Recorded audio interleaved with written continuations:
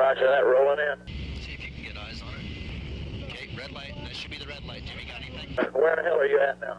I'm right behind you, base. Now, roger that. How long have you been skydiving for? 12 years. 12? 2008. It's like April 2008. How many jumps do you do in 12 years? Just over 8,000. 8,500. 8,500. It's a fair bit. And you know what? I slowed down because when would it have been? 2012, I made the shift to go exclusively instructional. So prior to that, I was doing tandems. So I was working at a place where I was doing 25 a day. Like commercial tourist type stuff? Disney World, clip them, plug and play. Like you clip them on, send them out the plane, come down, shake your hand. I'm Paul, you're jumping with me. Next one. 25 a day. 25 a day. Yeah. So I was doing a lot. And then, when I moved to AFF instruction, which is the initial stage training, like a busy day on AFF was 8. That was right. busy That's a big day. difference. Yeah, well, because 25 times up in the plane a day. I'm down.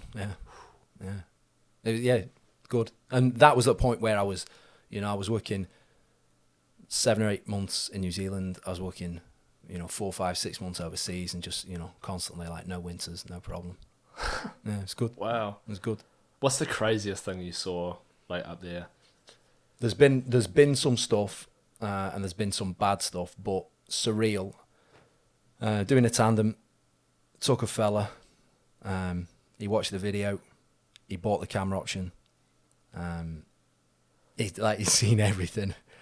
I suited him up, showed him what to do, got him on the plane. He sat on my lap, and we get to whatever it was, 13,000 feet. Open the door. He says, "What are you doing?" I said, "I'm opening the door." He says, "Why are you doing that?" He says, "We're going skydiving." And he thought he booked a scenic flight. Straight up thought he booked a scenic flight. Yeah. No way. Yeah. Did he go? Yep. Absolute. Oh, 100%. the ball's on him. Nah, there's been a few situations where they don't want to go. Yeah. But the worst part is landing with a plane.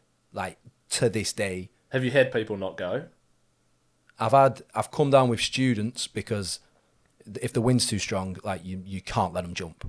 So I've come down with students where we've been up, we've had radio from the ground, the wind's too strong, but never with a tandem. I've always gone with a tandem, and they've not wanted to go. And it's like once they're out there, they're fine because it's the ultimate. The anticipation is worse than the event. Yeah. They think it's going to go a certain way. It's actually going to go how it's going to go. They've no idea what it's going to be like.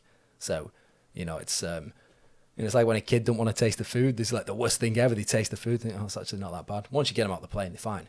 But the anticipation of getting out the plane is just, it cripples people. It cripples people. And some of the, What, the fear of being that high?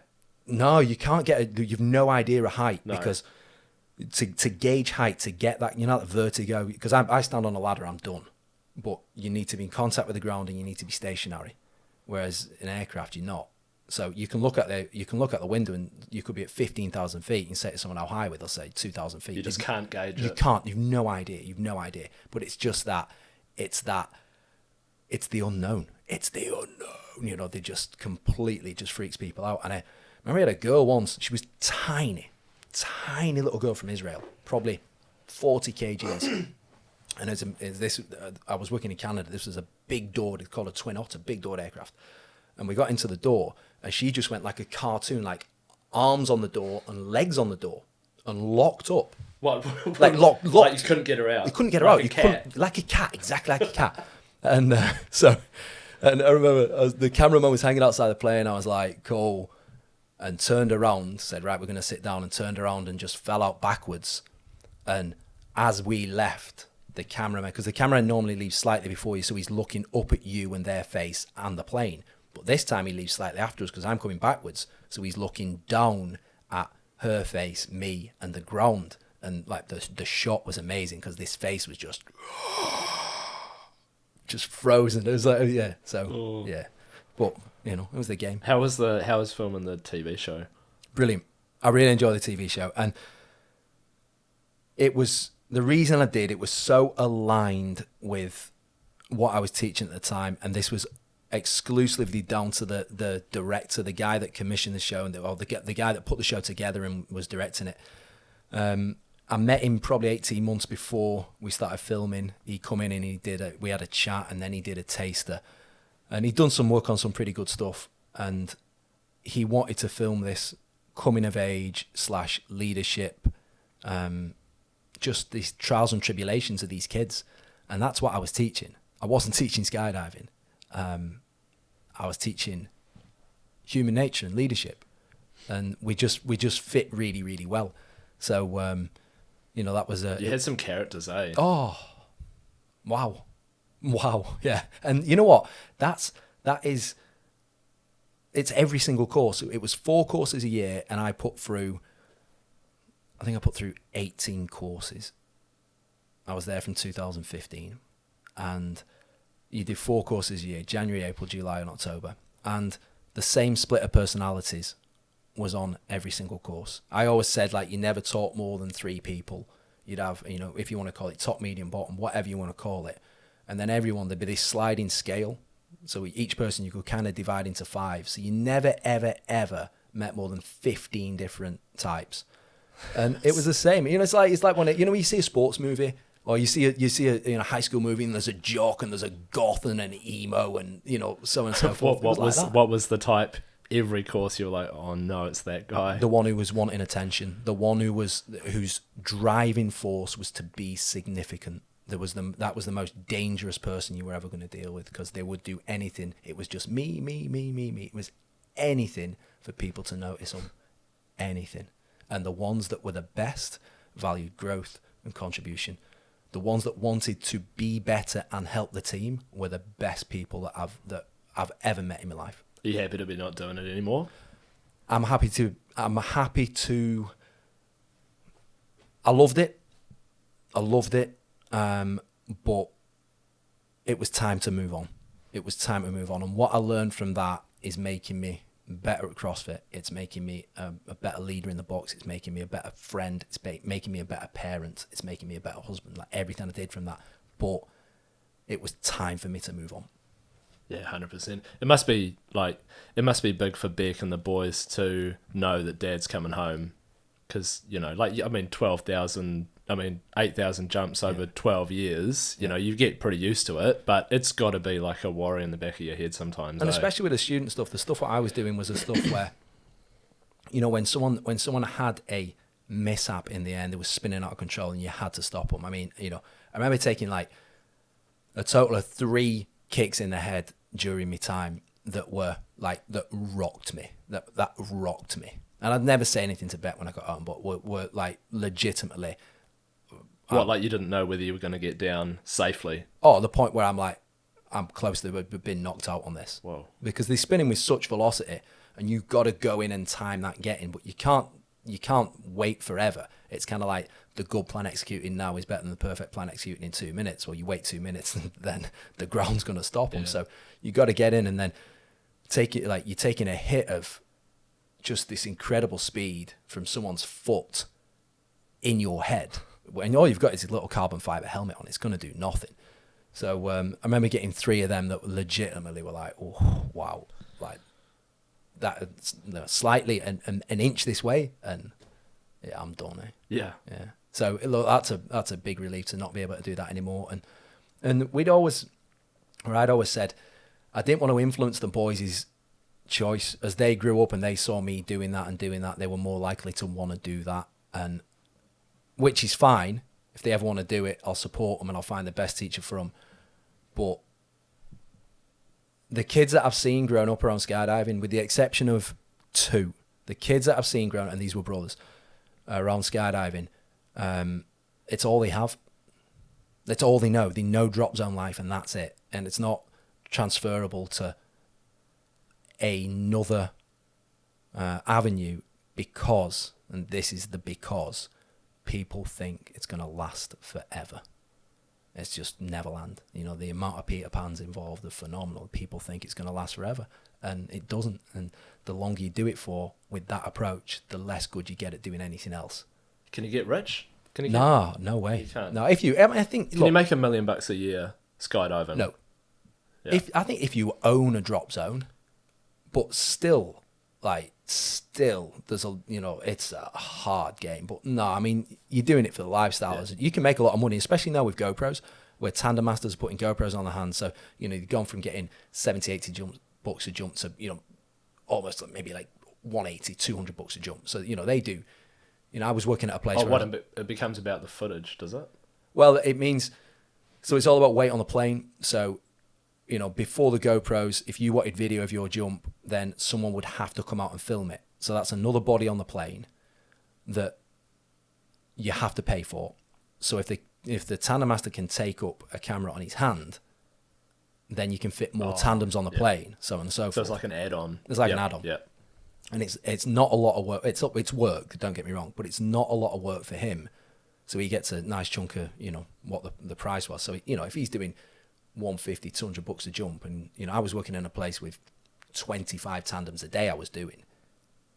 You just do the math on that, But, people are constantly chasing that. Yeah. And then you go for a month, and if it's raining for a month, you're not working. Yeah, true. So, swings and roundabouts. It's lifestyle. You are if you own a CrossFit box. Yeah. No, I'm working 24/7. Yeah. And that for me now, this chapter that I'm in now it's the happiest I've ever been in my life. Genuinely. How long were you doing CrossFit for before you opened the box? About 3 years, where we had a very good setup in our garage. We basically had like a garage affiliate, and we were doing that. We were doing some training at a gym in town, and it just evolved. And then the way it finally came about, we went to the UK. A girl that I used to train when I was 20, when I had a PT business in Manchester. I used to train this girl. She was a really, really good friend, and she'd been made redundant from this high-flying job, and she'd bought the CrossFit box she was training at. She'd gone through this complete shift, and we went in there, and we were just like, wow, we've got to do this. So we came back to New Zealand, found a place, bought some kit, trained some folks, and that was it. Made it happen. Made it happen, yeah, 100%. So, why did you call it 0435? Like, where did that come from? Yeah, so one of the processes you've got to do when you get your CrossFit affiliate, you've got to, you pay your money, and you've got to go through quite a few kind of things. But one of the things, you've got to submit a name, and that name cannot be similar to any other name. I think now they've outlawed place names, so you can't name it after a city or anything like that. So we went through about maybe 5 attempts of what we wanted, and they just kept getting bounced back. So was thinking, right, what's going to be unique? So we started thinking numbers. Now, over this course of time, there was a group of us that were kind of linking up on the socials, waking up early. And this all stemmed from like the original, conception of the Jocko podcast and, guys getting up early and doing stuff. But we were posting our workout times and our workouts. And there's a group of us, it was all up on Twitter. And it was really early. So I was like, why don't we put this time down? But at this point, it was like 3:40, but we're getting up. Becky said, we're not doing that. That's stupid. 340? Yeah, 3:40. And Becky was like, that's ridiculous. We're not using that. So we kind of thought, right, a time sounds good. And we put a layer of the boys' birthdays in it. So Thea was born 4th of July. So that's where the 4's from. And Jackson was 25th of October, 25th of the 10th. We plus that together, 0435. No one had it. We got it. Good. And that was it. Easy. Yeah. So it's good in terms of like, we're up before the sun. We're up when the work needs to be done. And it's got that layers of the boys in there. So, yeah. Do you know, I was thinking the other day, the kids coming up. Yeah, everyone who's done well at the CrossFit Games over the last 5 years is when it's really sort of come into its own. They've only been doing CrossFit 5 years-ish. Yeah. We've got kids at the box who are 4, 5, 6. Imagine what they're going to be like when they're 25. Jackson's in class now, he's 3. And like you just said there, most people that do CrossFit at a very good level have come from another sport. Weightlifting, gymnastics, swimming, baseball, rich rowing, whatever. They've come from a different sport. We are now starting to see kids that have been doing CrossFit as long as they have been alive. The parents own a box, because now we start to see these 10-year affiliates crop up, more and more 10-year affiliates. So someone who's had an affiliate for 11 or 12 years, whose kid was born there, that's all they know. So you're starting to see this, they're completely indoctrinated into not just the what you see as CrossFit, but everything that goes on in the background that people don't get. When you start to talk about the cult, you know, it's what people don't get, the community and the vibe. And they're in that constantly. And the sort of people who do it too, like, you know, these kids are growing up in good hands, around good people who have the same values and and when I did the CrossFit Kids course, hands down best course I've ever done. Like, and it was taught. I was really lucky. It was taught by the guy who created it. The level of detail these guys were throwing out was just mind blowing. Like, it was jaw dropping. The level that these guys had taken this to, you know, and you know, we just stand by that kind of basic philosophy as if we can get our kids with 1 million reps of air squats before we even load them. Can you imagine how good they're going to be? Imagine how because people mechanics are freak. Like, I've talked to people about kids doing CrossFit before, and for someone who doesn't do it, and you say, you know, we've got 5-6-year-olds doing CrossFit, they go, really? The air suck, and it's just that beep beep beep beep beep, them alarm bells of I've watched the CrossFit Games. Yeah, because they think they're kids, like they think young kids doing Olympic lifts. You know, not that's the case. not the case. I mean, with the early kids, with the 4 to 7-year-olds, we the best way to imagine it is you're trying to do with exercise what you do with vegetables. You're trying to sneak vegetables into the food. You're trying to sneak exercise into fun. They don't know they're doing it. So now let's say we got 10 kids in that class, and most of them go to the same school where Theo goes. So I drop Theo off at school, and I can shout across the playground to one of them, "Give me 10 burpees," and the dude just drops and gives 10 burpees because he loves it. He loves it. You know, it's not a chore for him. Imagine saying that to an adult. You know, it's not happening. So you know It's really exciting, and then our teens class is super busy now, and the teens are crushing it, and they want more. They want to do more. So yeah, it's awesome. A really, really good time. Really exciting. Awesome. Yeah, really good time. Episode 1, we're going to talk about goal setting. Yeah. Something that comes up for us, for me in business, for you in a CrossFit and skydiving scenario all the time. Daily, right? Yeah. And the way we're going to structure these podcasts is we're basically going to take questions we've been asked both online and in our own experience, and we're going to go through them. I'm going to ask them, you're going to share knowledge, and we're just going to have decent discussion that hopefully is going to help people. And that's the aim. And if you kind of said, like, what do you want out of this? I'd say, like, this database, because the amount of conversations, all you're doing is changing the subject matter. You know, is it CrossFit? Is it nutrition? Is it skydiving? Is it life? Is it financial? Is it relationships? You just change the subject matter and it's the same message. So, you know, someone says, what about fill in the blank? Say episode 13, go check it out.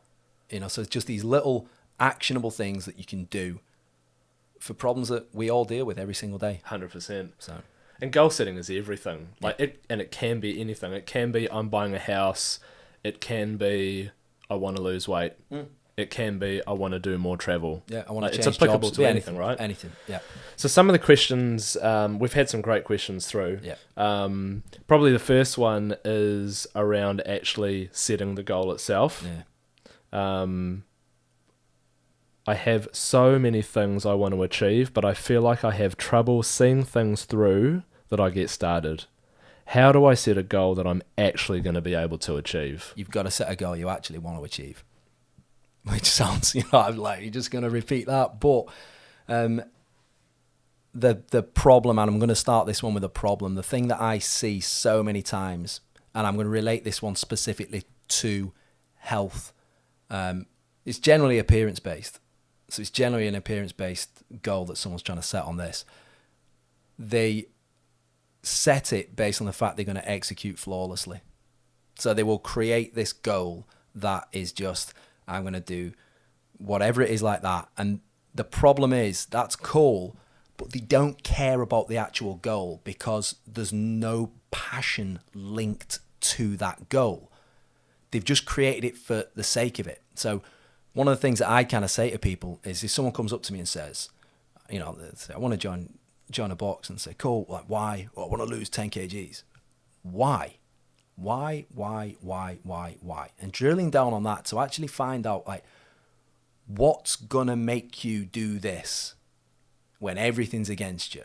They've got to be passionate about it. There's got to be something in there. I think the easiest cop-out is, I want to be around for me kids. It's like, well, yeah, that's great. That's really, really good. But you can tell people are just pulling that out because it seems like the thing to say.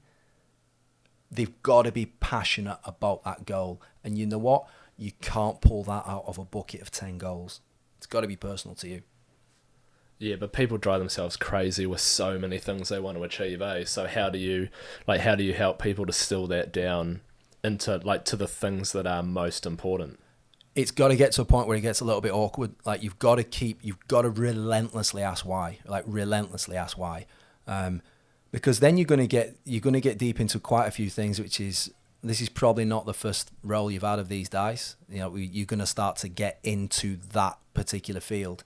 But I would need to know why this thing is so important to you. It's so important to you. You know, I started the box because I wanted to affect change on a bigger level than I was doing, and I knew I could do it. And that's what I learned in skydiving. The 10 guys that had come through 4 times a year, I was affecting their lives positively. I was helping make them better people. I wanted to do that on a bigger scale. I wanted to do that daily with people that were coming through, and I knew I could. CrossFit was just a good vehicle. Question 2. So, next one is pretty much tied to, in my view, timeline and roadmap. Once I've set a goal, I feel like I get overwhelmed and the wheels fall off. What are some things I can do to help me stay on track? So kind of jump back to, you've found this goal and it's this goal that you're passionate about, whatever that may be. You've got to be brutally honest with the time frame.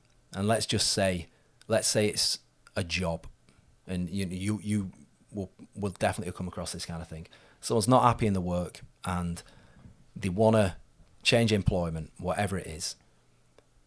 When is that acceptable? Like, is the skill set that you have at the minute good enough to get you in a better position, or do you need to stick it out for 3 months, 4 months, 6 months, 12 months? It's all right saying I'm going to have all this courage and quit my job and find a new job. That's great. But are you better served staying in this? That's where your timeline comes from. Like, that's where the time frame comes from, as opposed to just thinking, oh yeah, this is the goal and let's just see when it happens. Being so vague on that goal is it's dangerous. There's got to be some actual time frame in there. Time frame's got to be realistic. You must see that in business. Yeah, I think if I in a business scenario, I'm always challenging people on mastering their role. You know, like when people want to move on and do something else, my first question is, one, is what you're doing now making you really happy and making you feel fulfilled? Question 2, what is it about this new thing you want to do that makes you think you're going to get that? Is it that you think you're going to get paid more? Or are you looking at it going, this thing is a life-changing thing? And then 3 is the most important one. Are you the best that you can be at the thing you're doing right now? Check. Like, have you mastered your role?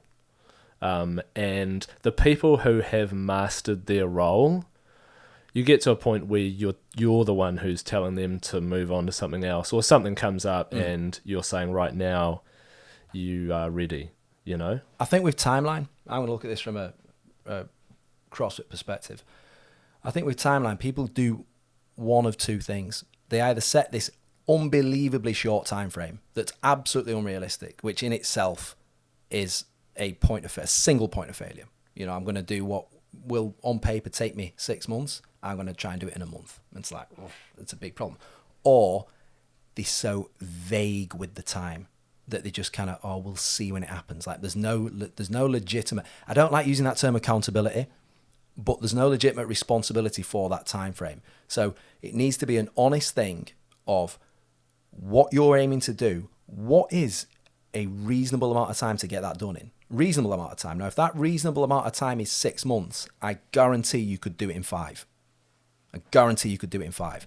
That's then that little point of necessity. That's that thing that's going to be right. We've escalated things a little bit. I've made this timeline. This is what I've got to, this is the point I've got to see it through by. Yeah, but it's got to be an achievable Got to be achievable. timeline, Got to be achievable. Yeah. Really has to be. And I think you can kind of historically look at how many times have you failed. If you failed something constantly in the first couple of weeks, you're generally setting a time frame that's just crazy unrealistic. So if someone's saying they're getting overwhelmed and the wheels are falling off, then they're probably not setting the right timeline, eh? Yeah, completely. I mean, like an unachievable timeline. Completely unachievable timeline. And if they do get the timeline right, what's the roadmap like? And we talk about roadmap in CrossFit constantly. It's how are you going to get to where you're going? You know, and we've got a small box with 6 people in a class. And with that one workout, I might be giving 3 different roadmaps to people. I might be saying, you should challenge this like XYZ. You should do your pull-ups in 5s. You should do your pull-ups in 15s. You should do your burpees in whatever it is. You should redline at this point. Everyone's got a different way around that. So once you've got the timeline drilled down, you need to be really serious about what's your roadmap for getting there. So are there some tips you can give people for setting that roadmap, Yeah. whether it be CrossFit, nutrition, career, Yeah. financial? Like, is there any theme across all of those things that can help? I reckon historical points of failure. So look at what you've done in the past. Look at what you've done and find out where have your stumbling blocks been in the past. Where's the part that you always fall short? So let's say you're doing you want to do an extra assignment at uni and you're saying, right, I'm going to commit to doing 2 hours every evening. But every evening is I'm putting the kids to bed, I'm doing this, that, and that. And you actually don't have that. So by the end of the week, there's 8 hours, 10 hours of work that you've not done. Whereas if you can get up in the morning earlier and do that work, you will get that work done. But look at where that historical failure point is. Look at the things that you constantly struggle with and stumble with. You need to understand that's a real thing. Like the threat is real in that thing. So don't think you're suddenly going to change it. This is so perfect, leads so well into question 3, obstacles. So my life gets so hectic with kids and work and actually living. I find I turn myself from very positive to very negative very quickly as soon as I hit a roadblock. Yeah. Am I being too hard on myself, or am I letting myself get off too easy? Get off too easy. 100% get off too easy. So, do you mean making excuses? Yeah. So you can always dial this back a level. So like if you're having let's just say this is a 3 or 4 step process where you've identified the goal and you're passionate about the goal. You've identified the timeline and they're in the roadmap, or some people, the roadmap, they're in the timeline. And then you've identified that you choke points, where are the real choke points on it? So you dial it back where, right, let's make sure that this timeline is good, that's not going to be the reason you're getting overwhelmed. And let's say we've got that drilled down and it is purely, once I get an issue, once I get a roadblock, it's just absolute meltdown. You've got to factor these things into the journey. You've got to factor these things into how you are going to get to that particular point, because these things happen. And there's no good saying they're not. Just because you're really passionate about this goal, it's never going to run perfectly. I mean, I say that about skydiving. 8,000 jumps, not one went to plan. Not one went to plan. That's not to say they were all catastrophic. Yeah. That's to say that this was the idea going out, but that idea has to evolve real time, and you've got to be okay with that. If Tuesday at 7 p.m. is when you work out, or if you do that on a Tuesday and you're coming home and there's a crash on the bridge and you can't get, cool. But there's no reason to go home and break out the chocolate and break out the wine and break out the Doritos. There's no need to do that. Wipe your mouth, move on. These are just roadblocks. That's all they are. Yeah. And you can't look at this thing like, you can't put all your eggs in this one basket. You can't look at this thing like it's do or die. Like, there are stumbling blocks. You are going to get injuries. You are going to get problems. You are going to get you're going to get a bill for your car, which means that you're not going to be able to pay your mortgage off as quick. It doesn't mean you just give up and just throw the baby out with the bathwater, eh? Why would you do that? So I think this all comes down to emotional involvement. So if it wasn't you this was happening to and it was your friend, what would you tell them? And the advice would be pretty spot on. Like, we're not talking about groundbreaking stuff. This is regular stuff that you actually know. But when you're emotionally involved in that problem, then it's a problem. You can't look at it objectively. You can't look at it black and white. It's a big issue. I mean, you'll see that in business. How many business owners have you seen who've just thrown good money after bad because they won't give up on this? They won't let this one thing slide and move on to the next Well, thing. I think what I've seen with entrepreneurs is they get so emotionally invested in their idea and they don't fail fast enough. That whole fail fast, it's super important, especially in business. And so the ego steps in. And they keep investing, keep throwing money into it when they know and the people in the business know that it's not working and it's time to move on, but they can't suck it up and say, hey, do you know what? This isn't working. Like, let's try something else. One of the things that you'll see if you watch any TV, if you you see them Gordon Ramsay things comes in where he goes into a kitchen and restaurant and he changes the whole thing, and the restaurant's been failing catastrophically, and he comes in and he says, you need to do this, this, and this. And as a viewer, you're watching this thinking, yep, that's what they need to do. And the owner says, there's a bit of a pause, and they say, yeah, I know, but. And at that point in time, this dude's... Do you know what's worse is when they make all the changes, the thing starts making money, Gordon goes, and then at the end they have a follow-up. Yep. They say, we came back 6 months later, and the chef changed back the whole menu, and the owner went back to their own ways, and now the thing's losing money again. Mm-hmm. And you just go, just take me out and shoot me. I reckon that... I'd always have this thing, I'd say, like, what if you were being filmed? What if you're being filmed? What if you were the star of your own reality TV show? And not one that you could make up like Instagram. Not one that you could actually fake and fudge and just put, oh, look how good I'm doing. And, underneath, it's just hectic. What if everything you were doing was being filmed? Like, would you make a different decision? Would you make a better decision? And if you were then directing that, looking at this from the outside, if you were directing that and saying, no, do this, do this, do this, your choices will be so much better because you would not be overly emotionally invested. There has to be an emotional tie in what you're doing. You have to care about what you're doing, otherwise you wouldn't want to do it. If you're doing a long-term goal, something that may involve losing 50 kilos or starting your own business or going back to school, whatever it is, you have to be emotionally invested in that. But you need to understand that you are going to be your own worst enemy. Like, your emotion is going to stop and derail that at some point in time. You've got to factor that in.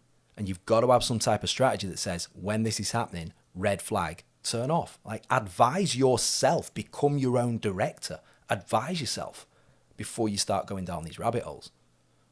It's a real, like, what do I do as a coach all the time? Someone's redlining 5 minutes into a 30-minute workout. I'm like, bro, dial back, dial back, dial back. You need to coach yourself. You need to be honest with that and disciplined with that. Need to be. It won't just happen by chance, because if it would have already happened.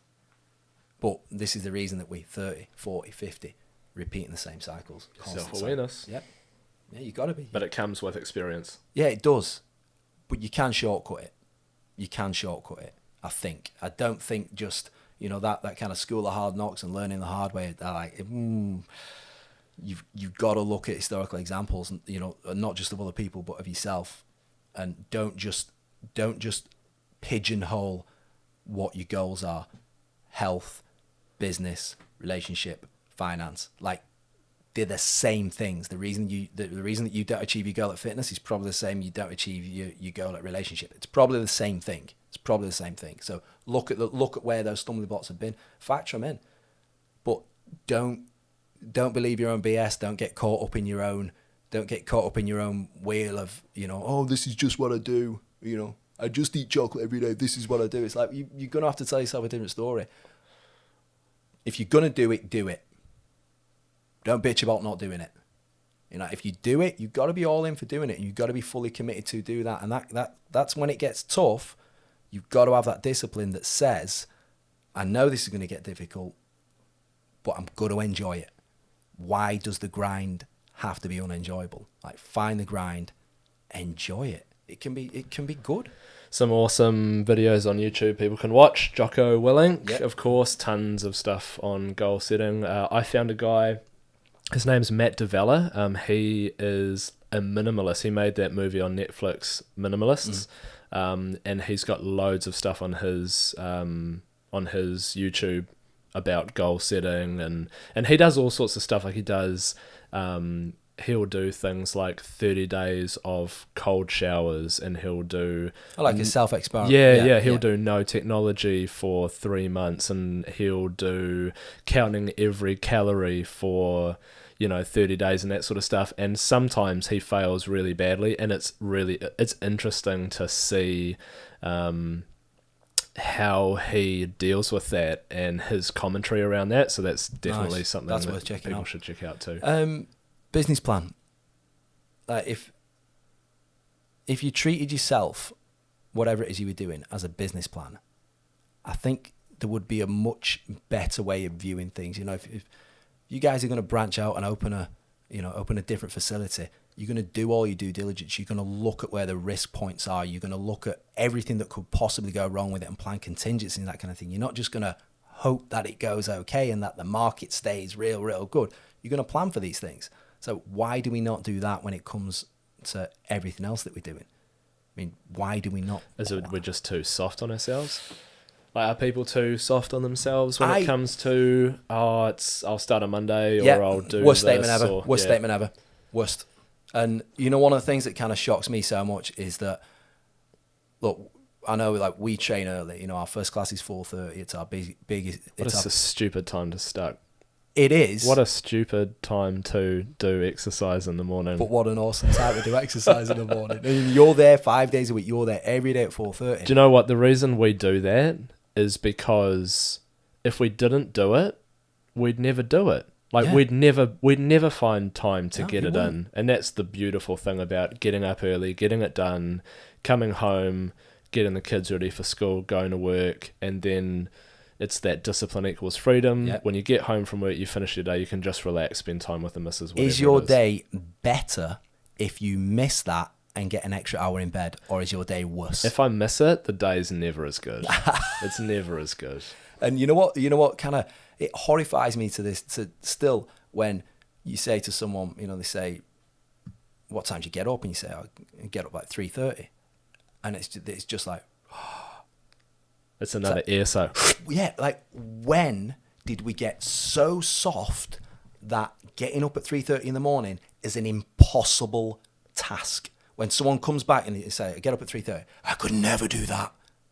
It's getting up early. That's it. That's all it is. I'm not asking you to skin yourself alive. It's get up early and do some stuff that's going to make you better. Like, when did we get so comfortable that became impossible? I think people are scared of not getting enough sleep. I think people are scared of the grind. I think people are scared of the path to be better. It's going to be hard at some point. Otherwise, there won't be a path. Like, it's going to be difficult. We want a sweatless solution. We want everything at the push of a button. It's like, it doesn't work like that. And you're kidding yourself if you think it does. And if your goal setting is predicated around that, don't kid yourself. Like, if your goal setting is completely based on an Instagram account, or on, I want to do this, and this, but I don't want to put the effort in. Well, that's cool. Just don't set the goal in the first place. But don't set it, bitch about not doing it, if that's your route to get there. Like, you've got to understand there's a trade-off somewhere. If you want something, it's going to be difficult. There's going to be stumbling blocks. There's going to be roadblocks. Like, you're going to need to deal with them. That's fine. And it's fine not dealing with them. But admit that. Stop kidding yourself. Stop. Oh yeah, I'm doing this and I'm losing 10 kilos, but I put 8 back on and now I'm losing. Don't do that. Because no one wants to hear it. I don't want to hear it. People don't want to hear that. It's like, cool. Get up. Don't moan. Don't whine. Don't quit. Get up. Do your work. Cool. It's simple, not easy. Beautiful. Yeah. Wrap it up.